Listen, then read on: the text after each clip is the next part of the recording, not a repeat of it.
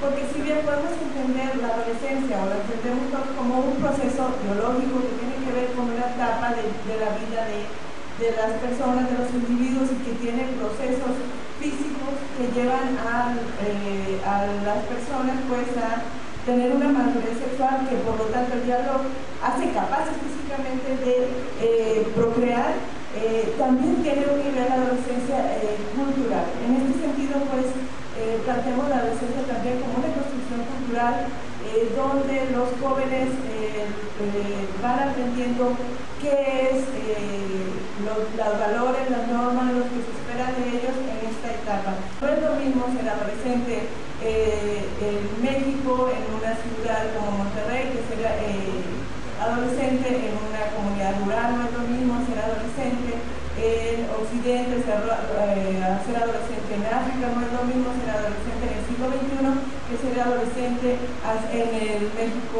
de los años 50, ¿no? Este problema, bueno, se ha trabajado en diferentes áreas, ha habido una perspectiva muy fuerte demográfica, que tiene que ver en ver el embarazo adolescente como un problema social en cuanto que cómo puede impactar en el crecimiento poblacional de un país. Hay pues la perspectiva médica que revisa aquellos problemas de salud que puede traer consigo un embarazo antes de los 19 años, particularmente con los grupos entre 12 y 14 años. Hay también un acercamiento económico que es transversal más bien a todas las líneas, ¿no? Porque lo que es verdad es que este fenómeno se presenta particularmente o mayoritariamente entre aquellos sectores pobres de la población, que bueno, en el caso de México pues más del 50%. El área psicosocial pues que se detiene a revisar, bueno, cuál es la capacidad de una mujer menor a los 20 años para poder criar y procrear un hijo.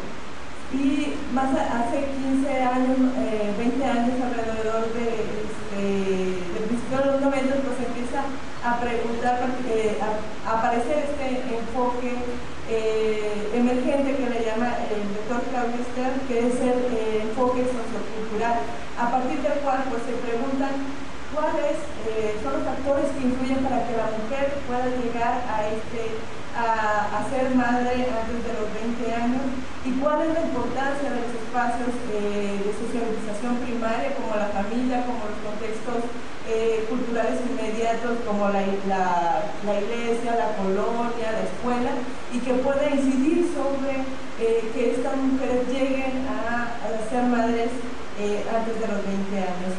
Bueno, sí, estos son algunos de los datos que está pasando en México en función de las estadísticas. Pues si vemos el número de brutos, diríamos que hay una población de 624.000, no es ahora, 14.623 casos de mujeres que tienen un hijo, que reportaron haber tenido un hijo en el momento del nacimiento de los datos del INEGI. Esta es información del INEGI. Esto significa que el 7.45% de las mujeres entre la edad de 12 a 19 años reportaron tener uno o más hijos. Veríamos en esta información que no, realmente hay una tendencia en números a la baja. ¿Sí? Podemos ver cómo se han dado esta secuencia. Sin embargo, si pasas al siguiente, cuando lo comparamos con otros grupos de población, con otros grupos etarios, vemos que lo que ha pasado con otros grupos etarios es que claramente hay una tendencia a la baja en la tasa de fecundidad. Sin embargo, en el grupo de 15 a 19 años vemos más bien que se mantiene, ¿no? Que las políticas de población en este grupo no han impactado como han impactado en otros grupos. Si quieres pasar al siguiente, ahora, ¿qué pasa en Nuevo León? En Nuevo León, los datos nos muestran que de 1990, del censo de 1990 al 2000, pues sí hay un crecimiento en casos y en los datos que nos da el INEGI. Sin embargo, esto se puede explicar también porque hay un crecimiento pues, de la población joven, ¿no? Y a partir de ahí también tendríamos que detenernos a revisar qué tan reales son estos datos.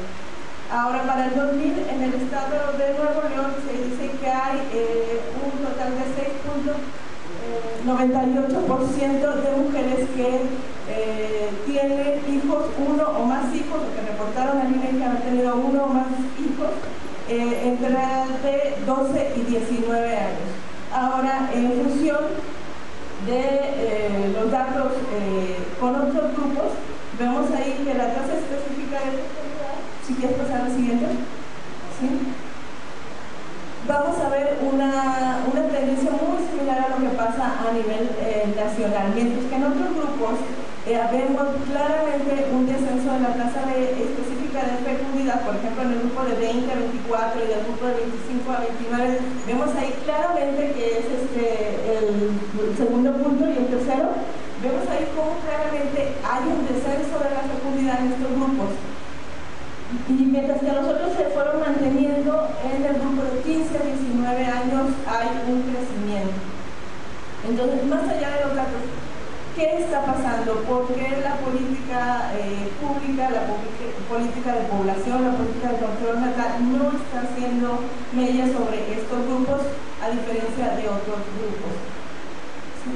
Bueno, ¿por qué es un problema social? Pues como ya lo comentaba el compañero, porque atañe precisamente a la sociedad en su conjunto, pero particularmente porque se da entre los sectores más pobres de la población, donde según estudios nos dicen que la maternidad temprana es una parte indisoluble de las formas de vida femenina.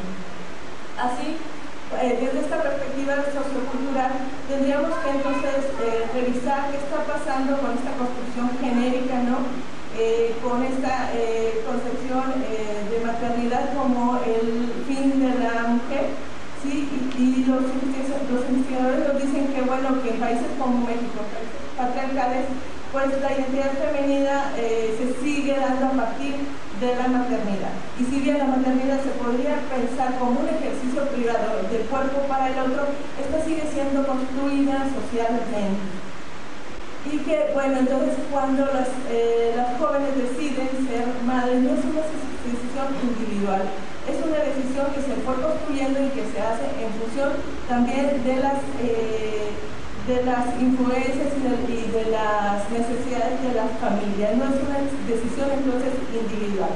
Por lo tanto, la familia se viene a presentar pues como un espacio importante para revisar, para ver qué está pasando en la construcción genérica de estas mujeres que llegan tempranamente a la maternidad.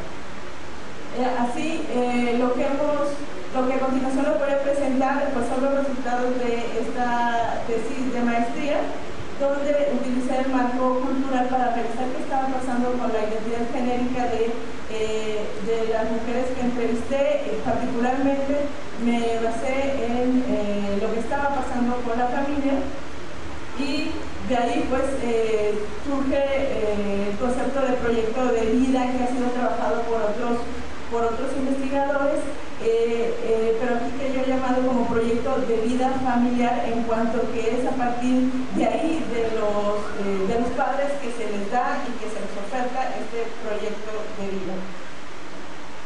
Entonces entendemos la familia como el primer espacio de socialización de los individuos. Es el espacio formador de identidades profundas donde se produce y reproduce la cultura. Para saber, las relaciones familiares y los elementos culturales que se crean en ella varían según la ubicación espacio-temporal y económica del grupo, a partir del cual sus integrantes pueden acceder y apropiarse de los elementos culturales de algunos y de otros no. En este sentido, en esta diferenciación, entonces yo lo que hice fue entrevistar a diversas madres, adolescentes, aquellas que habían llegado a la maternidad antes de los 20 años, y las localicé por medio del índice de marginación, el cual me permite referenciar a las colonias en las que habitan con algún nivel de marginación. Los casos que les voy a presentar solamente son 4, que son los casos que vimos como más representativos de lo que estaba pasando en diferentes grupos de mujeres, ¿no? de diferentes grupos sociales. Así pues, les voy a presentar rápidamente los casos de Carmen, que Carmen es de un grupo de muy alta marginación, vive al sur de la ciudad, pero en una de estas colonias de muy alta marginación. Ella apenas alcanzó el tercero de primaria. Sofía es de una colonia del oriente de la ciudad, de baja marginación, y alcanzó el sexto de primaria. Y Andrea y Dora son de muy baja marginación. Ellas son de colonias de clase media, y como podemos ver, pues ellas lograron alcanzar la preparatoria, la licenciatura, y esto, bueno, nos refiere pues a las diferentes posibilidades de la familia para ofertar después un proyecto de vida. El caso Carmen. Carmen, pues como les decía, ha vivido en diferentes colonias de la ciudad. La mayoría de ellas son, o más bien todas son de muy alta marginación. Ella es la sexta de 8 hermanos, viene de una familia de padre alcohólico y violento, a tal grado que tiene que separarse del padre. Así que ella a los 9 años tiene que tomar el rol de la madre, porque la madre tiene que salir a trabajar, tiene que salir pues a traer el sustento, y ella decide dejar la escuela para tomar el rol de la madre. Carmen llega a la maternidad a los 14 años, se embaraza a los 13, y como podemos ver, pues así rápidamente su espacio constructor de identidad genética fue desde muy temprana el rol tradicional, el rol de madre. Tuvo que tomarlo porque las posibilidades familiares pues no daban para más. Andrea, por su parte, es una chica que también viene de una familia, de una pareja de divorciados. Sin embargo, Andrea vive en una colonia de clase media, así que su mamá tuvo la posibilidad de ofertarle educación. Si bien ella tiene luego problemas para poder estar en casa, y decide dejar la casa materna, aún así la madre le seguía apoyando para la escuela. Así que cuando llega el último semestre de preparatoria, se embaraza. Sin embargo, a pesar del embarazo, ella no deja los estudios, regresa con la mamá, la familia la apoya, la familia la acoge, y sigue apoyándola para que mantenga sus estudios.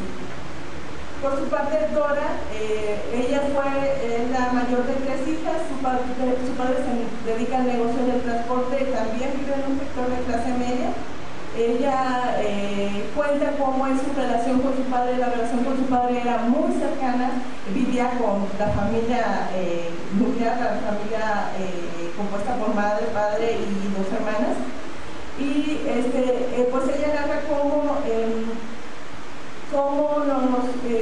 tenía ese acercamiento con el padre, a tal grado que sí, cuando se embaraza, ya cuando también había llegado a la preparatoria en los últimos semestres, ella se embaraza a los 18 años, se convierte en madre a los 19, pero a pesar de esto, ella continúa con su proyecto escolar porque es apoyada por la familia.